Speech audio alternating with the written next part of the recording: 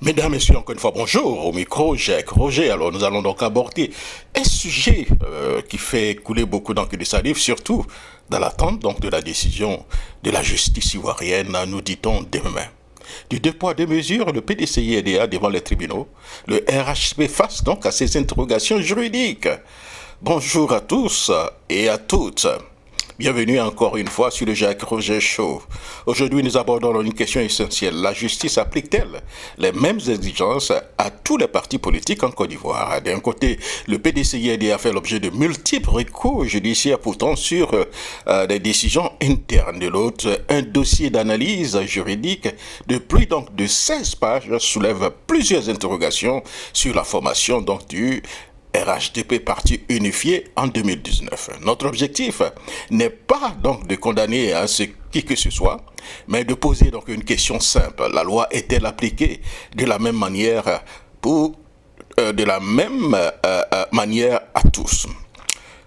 Le PDCI-EDA sous le contrôle donc de la justice. Donc depuis plusieurs mois, les tribunaux saisis de recours contestant donc les décisions internes du PDCI-EDA. Les jurys examinent les statuts, les règlements intérieurs, les décisions du bureau politique et du Congrès. C'est normal dans un état donc de droit. La justice doit vérifier si les règles internes du parti ont été respectées. Mais cette rigueur doit être la même pour tous. Que dit donc le dossier sur le RHDP? Un dossier intitulé L'insuffisance juridique de la formation du RHDP parti unifié en 2019 ne conclut pas que le RHDP est illégal, mais il affirme simplement que certaines formalités prévues par la loi 1993 méritaient d'être régularisées.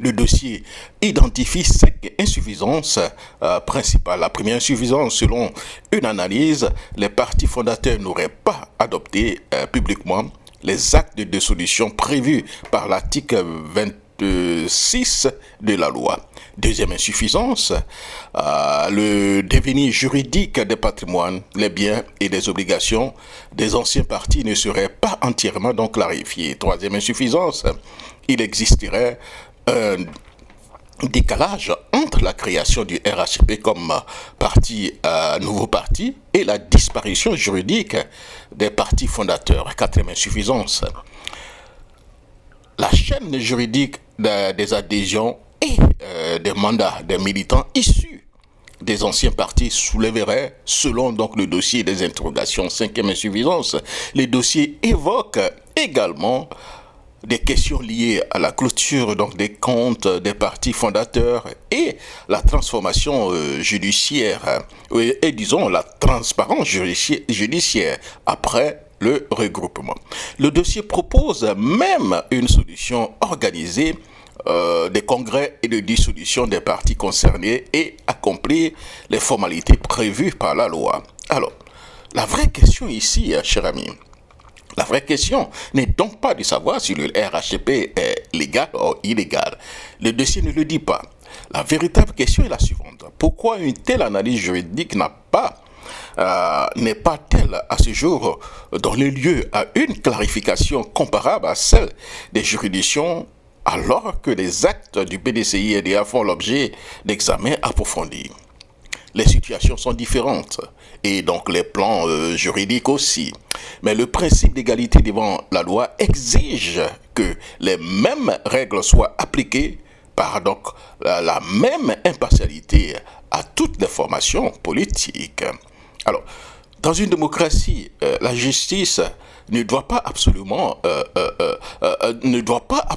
être indépendante. Elle doit aussi donner le sentiment qu'elle traite chacun avec la même rigueur.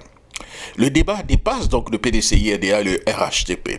Le débat concerne pratiquement toute la Côte d'Ivoire et concerne la confiance donc des citoyens dans les institutions.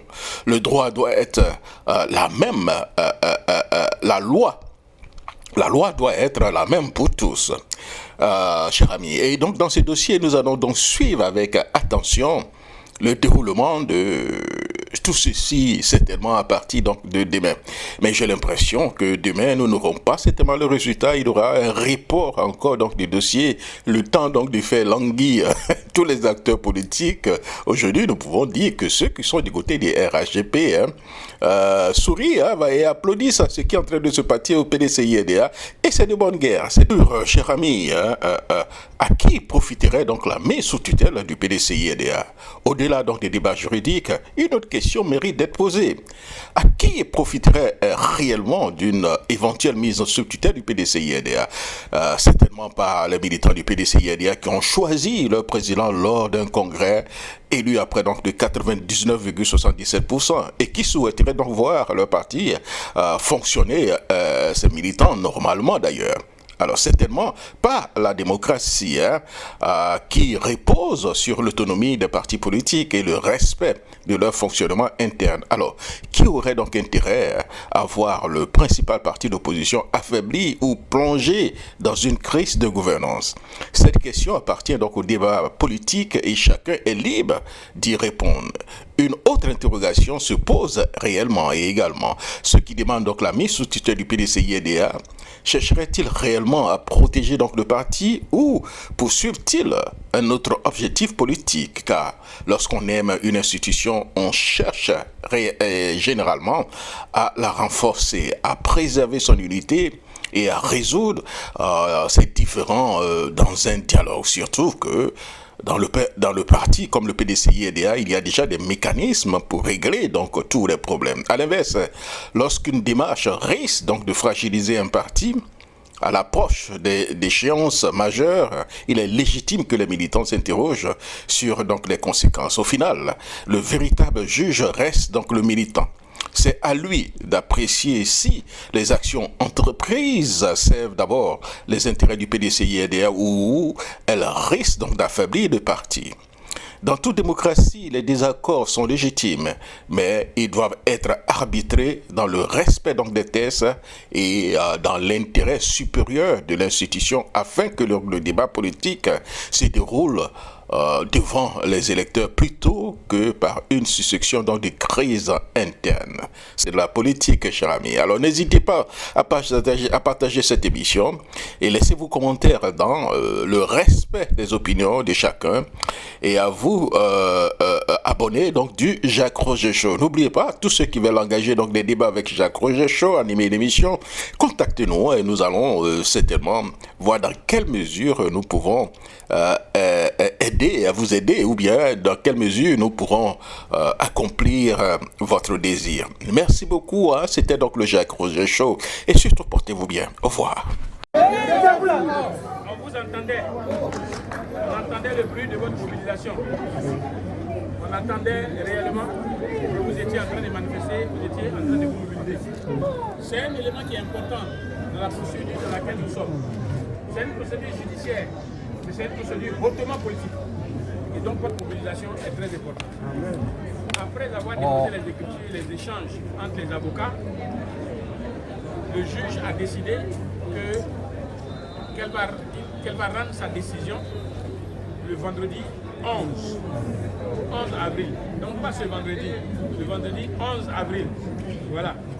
Donc aussitôt sorti de l'audience, j'ai appelé la haute direction du PDCI pour informer de la date du 11, puisque ça permet de reconsidérer la tenue de certaines réunions d'organes du PDCI-EDA.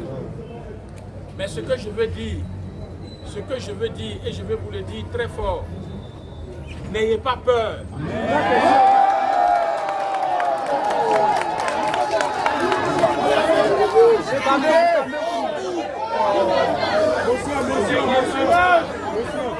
N'ayez pas peur. Parce que si vous avez peur, alors vous avez livré le président Thiam en pâture. Parce que les positions qu'il prend sont des positions pour vous, sont des positions pour la Côte d'Ivoire. Nous devons, si nous avons cru. Mais ce que je veux dire, et je veux vous le dire très fort, n'ayez pas peur.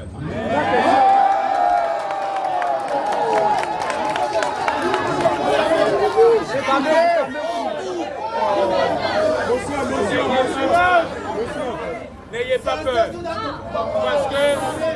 Parce que si vous avez peur, alors vous avez livré le président Thiam en pâture. Parce que les positions qu'il prend sont des positions pour vous, sont des positions pour la Côte d'Ivoire. Nous devons, si nous avons cru en lui, le suivre et l'accompagner par la ferveur de notre engagement militant. Et il faudrait que, je souhaite, bientôt, nous soyons en train de battre campagne chez vous, dans vos localités. Merci après avoir vérifié nos noms sur la liste électorale pour pouvoir aller vers le palais le 25 octobre, le soir du 25 octobre. Bravo.